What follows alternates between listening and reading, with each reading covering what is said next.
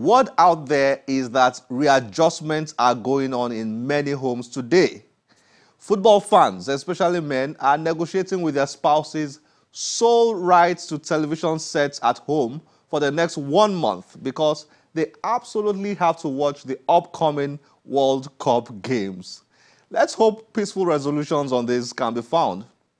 In reality, football is a powerful tool for peace in Nigeria, and World Cup seasons only remind us of this. But what's the history of the game in the country? A new book captures this brilliantly. It's titled The History of Football in Nigeria, and it was recently presented to the public in Lagos. Here's a report on the events.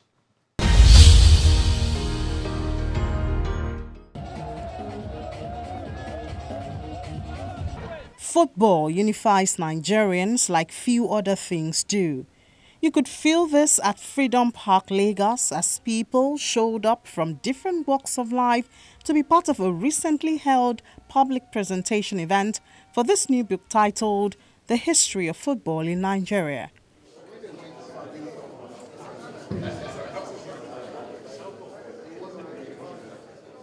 Written by Dr. Wiebe Boer, a Nigerian-born Dutch raised in Jos, Plateau State, The History of Football in Nigeria tells the story of how football was introduced to Nigerians by British colonial masters in 1904 and how the game developed to become an important unifying force for the new country.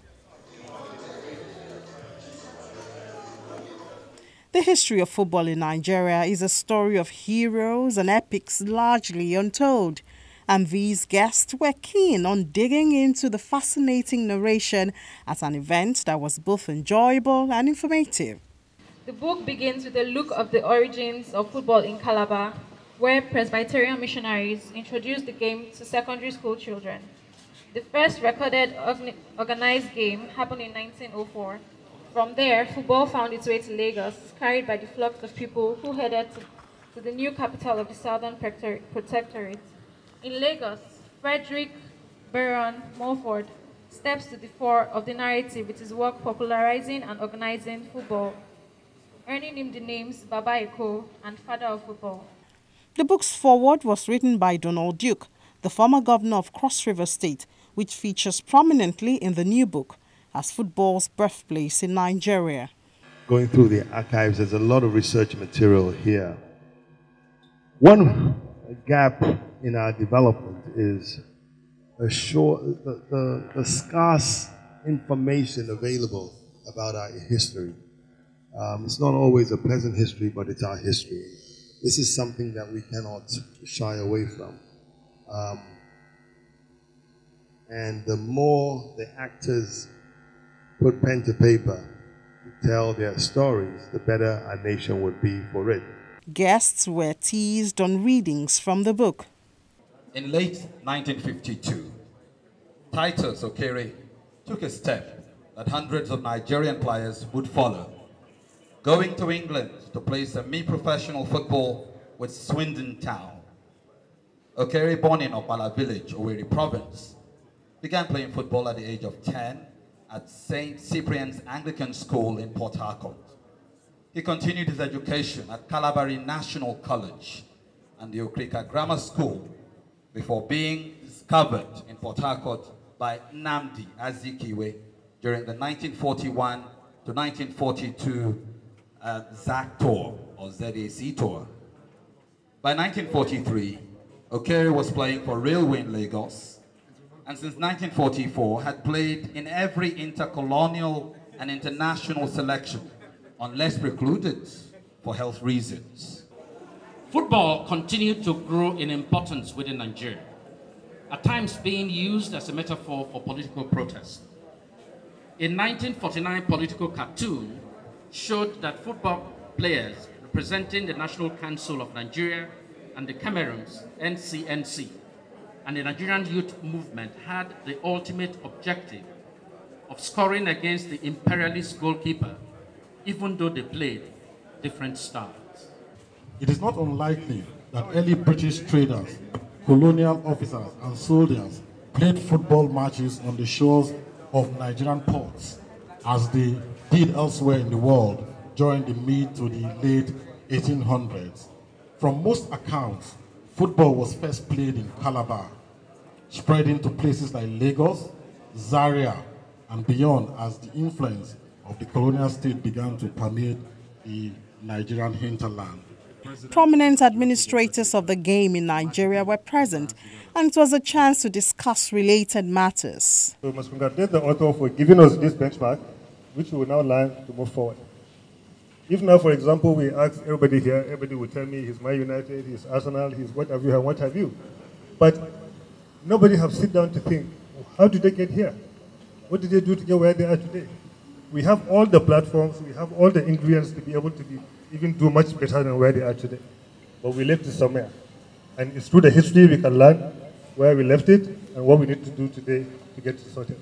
I read this book and I feel it's quite authoritative. And on the part of Nigerian Football Federation, we're going to adopt it as one of the official historic books of Nigerian football.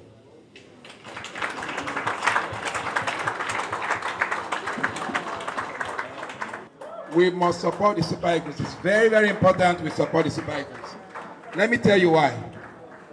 We have a team that can make a decent and a prominent presence in this World Cup.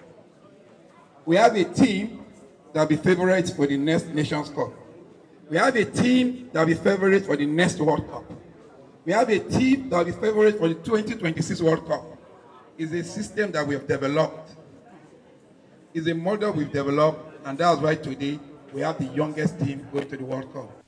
The author shared his thoughts and responded to questions. The interview I loved the most was when I met Captain or Skipper, as they called him, Etim Henshaw, in Calabar.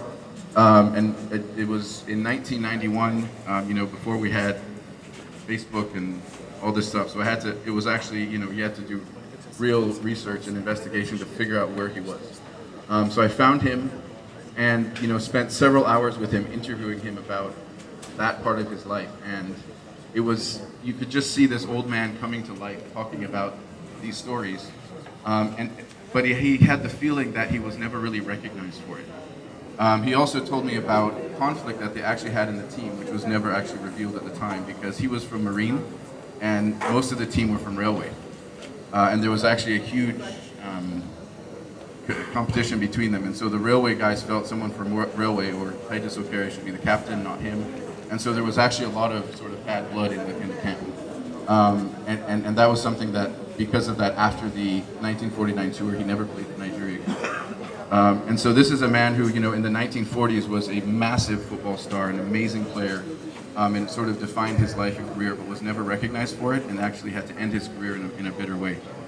So I just think that as Nigerians, as the Amachu Pinnick is here. I think the Football Federation and others have to recognize these men as heroes, the men and women as heroes, and really bring their stories out so that everyone knows about what they contribute.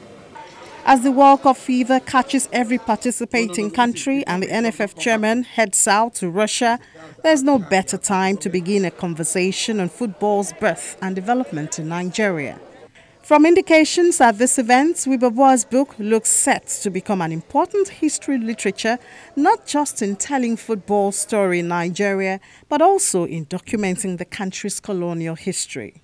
A lot of work went into it, a lot of history, and even for that reason alone, it's very valuable. The book is really, really awesome. It talks about the history of football from colonialism to 1960. So I really, really enjoyed the essence of the book. It's a very, very good book. When a material that sets history in proper light is brought to the fore, I think it's important for Nigerians to hurry up and be part of it. This year is very significant in the history of the country. It's a World Cup year. Nigeria will be going to the World Cup in Russia, and there is a book to that effect, talking about the history of football in this country. The book is about the history of football in Nigeria, and I think we immediately know that that's relevant because football is the one thing that unites us in Nigeria as a country. And so what this book does is it basically traces that story from when football was first introduced in the early 1900s to how over the colonial period it grew into the national obsession that we know of today.